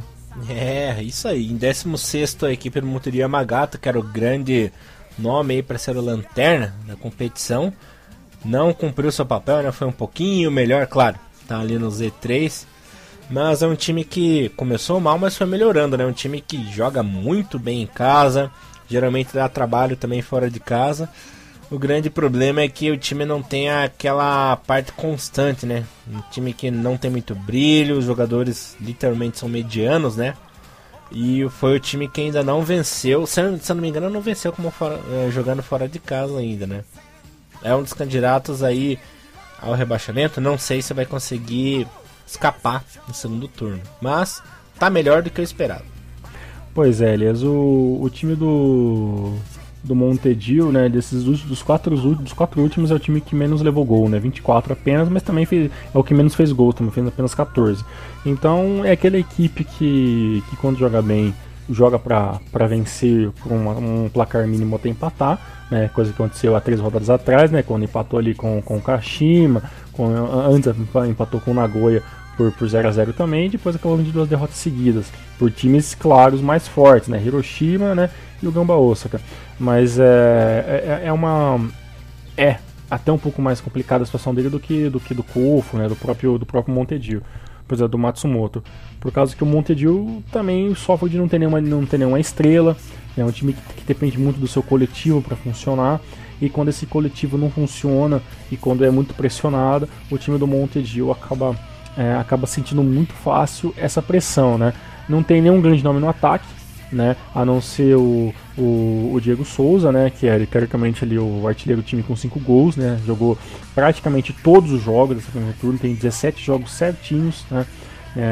Que o Matsumoto fez, mas perdão, o Montedio. E o grande problema desse time do Montedio é que não se tem peças de reposição, né? Então, por exemplo, quando o Diego Souza não funciona, quem é que vai jogar ali, né? Quem é que vai jogar no ataque, né? Porque são todos jogadores muito novos ou com pouca experiência. Tem até ali, claro, o Yamazaki Masato ali, o número 33 atacante, que tem 33 anos, mas é um jogador já de certa idade. Os outros atacantes também não chegam a ser grandes nomes para ser peça de posição, e o time do Montedio sofre principalmente por ter 11 jogadores que jogam sempre e infelizmente não ter bancos com peças que poderiam estar ali alternando, né, até o próprio cansaço com outros jogadores, né? E infelizmente o segundo turno vai começar muito mal para esse time do Montedio, que vai ter que se virar para não cair, né? Vamos ver se vai acontecer. Uma equipe que decepcionou muito na 17ª colocação, a Albirex Niigata, né? Fez uns bons jogos, um time que joga bem em casa, mas perde muito gol, a equipe não consegue render, né, por assim dizer, perde muita oportunidade, acabou perdendo o Léo Silva ali, né, metade do campeonato, mais pro final, parece que ele volta aí pro segundo turno, só que leva muitos gols, né, Thiagão, uma equipe que vacilou muito, a Albirex que sempre teve como característica o supermando, né, coisa que não aconteceu por enquanto nessa temporada. Pois é, a pior defesa com 33 gols tomados, apenas 20 feitos, né? É um saldo bem negativo, né? O time conseguiu apenas 3 vitórias, né? Assim como o Montedio, né? E 5 empates e 9 derrotas. O time do Albirex realmente, a gente até pensou que talvez, né, o Cisne aí de Niigata pudesse sair dessa situação ruim com os jogadores brasileiros. Acabou com algumas lesões e algumas decaídas de rendimento, não pôde ter feito isso, né? O Rafael Silva é o grande artilheiro, né? Como você disse, acabou ficando fora de alguns jogos, né? Tem 7 gols, né? Tem ali o Léo Silva com 3 gols ali, 10 jogos feitos. É também uma possibilidade real desse time poder estar trabalhando um pouco melhor. E pra mim, tem o pior brasileiro da J1 nesse momento, que é o Bruno Cortez, né? Que é o zagueiro ali, com muitas falhas nesse primeiro turno. E o time do Albirex, infelizmente, vai ter que trabalhar, principalmente, eu espero que o Albirex não venha com o mesmo esquema tático nas próximas rodadas, né? Tem que trabalhar um time que possa trabalhar um pouco mais no meio de campo, porque infelizmente, se for jogar que nem jogou contra o Grau, com todas as partidas, por mais que tenha vencido, né, na rodada anterior ali, vai ficar difícil, né? Porque infelizmente o 3-4-3 não funciona, o time não tem laterais para correr, o Cortez acaba não auxiliando tanto o ataque como deveria, né, já que o esquema 3-4-3 acaba pedindo que os laterais subam muito para o ataque e voltem muito rapidamente. Então vou esperar que esse time do Albirex mude pelo menos para um 4-4-2, né, ou um 4-3-3, porque infelizmente em todo esse primeiro turno essa formação com esses jogadores acabou não funcionando, e com certeza o Albirex é um dos líderes para cair o ano que vem e jogar J2, infelizmente. E a grande decepção ficou para a lanterna dos times, né? Uma campanha horrorosa, uma campanha terrível, tenebrosa. Mais uma vez, os times do que o ano passado escapou por detalhe, né? Na última rodada, mesmo com excelentes jogadores, né? O Ishig, o Omai, o próprio Taka, né?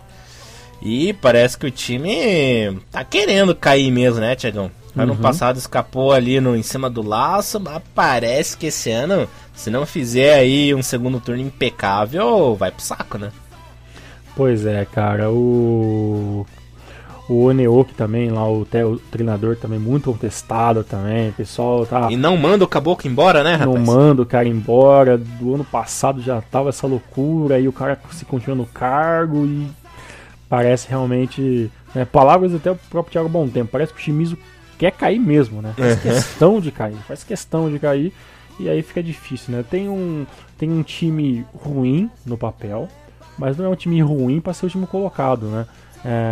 Tem alguns jogadores interessantes, o Mae, tem o dó dele, leva nas costas essa equipe. Até o próprio Taka, que chegou esse ano, né? Entrou numa fria, rapaz. Pois é um jogador que apareceu bem para um time, infelizmente chegou ali acho que pra pior situação possível, né, do Shimizu, e um retrospecto, uma coisa muito interessante é o seguinte, tá tão difícil a situação que até o Mae tá sentindo muito isso pelo pênalti perdido rodadas passadas, né. É uma coisa que funciona, mas para um jogador do calibre do Mae que a gente já viu em alguns anos anteriores, um jogador que era um jogador muito frio frente ao gol, né? E quando você vê que jogadores como o Maê começam a sentir a pressão de não poder errar, aí fica muito difícil, né? O Maê que tem 7 gols, né, é de longe, junto com o Taka e os melhores jogadores da equipe, que infelizmente vai precisar muito que a parte defensiva funcione, que o meio de campo funcione, que os goleiros funcionem para não cair. Acho que vai ser com esses 13 pontos dessa última colocação, vai ser uma situação muito difícil de se reverter, mas, né, a gente já viu times piores até do que o Shimizu saírem dessas situações dos campeonatos anteriores.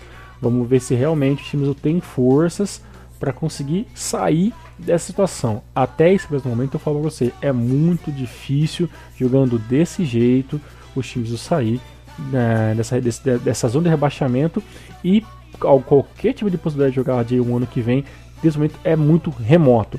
Temos que esperar se em 2 semanas os times conseguem fazer um milagre. Eu acho que não. A situação aí tá bem complicada para os times mesmo. Bom, galera, vou pedir desculpas aí porque devido aí como o programa ficou muito longo, e nós não queremos também que vocês acabem dormindo no meio do monitor, né? A gente vai deixar para fazer um programa da J2 e J3 particular, né? Aí um programa extra ainda essa semana. E também dessa semana provavelmente postaremos algo sobre a Yamazaki Nabisco Cup. Tiagão, mais alguma coisinha? Será isso mesmo, galera. Valeu por toda a paciência, pela audiência. Hoje o programa ficou um pouco maior porque foi tudo necessário fazer todo o retrospecto de todos os times aí desse primeiro turno, já que a gente não vai ter J1 mesmo nas próximas semanas, então a gente se dá o luxo de poder trabalhar um pouco mais e falar com um pouco mais de calma de todos os times, porque J2 também é um outro campeonato à parte, com um monte de time, tem um monte de coisa para se falar, a saída do Furlixo, então putz, tem um programa à parte pra gente fazer, mas essa semana com certeza a gente ainda se fala, certo, Elias? Certo, Tiagão, nos vemos aí essa semana ainda, espero que tenham gostado. Este foi o super resumo da primeira divisão no primeiro turno e Hinomaru levando o melhor do futebol japonês pra você. Um abraço, galera, e até breve. Falou!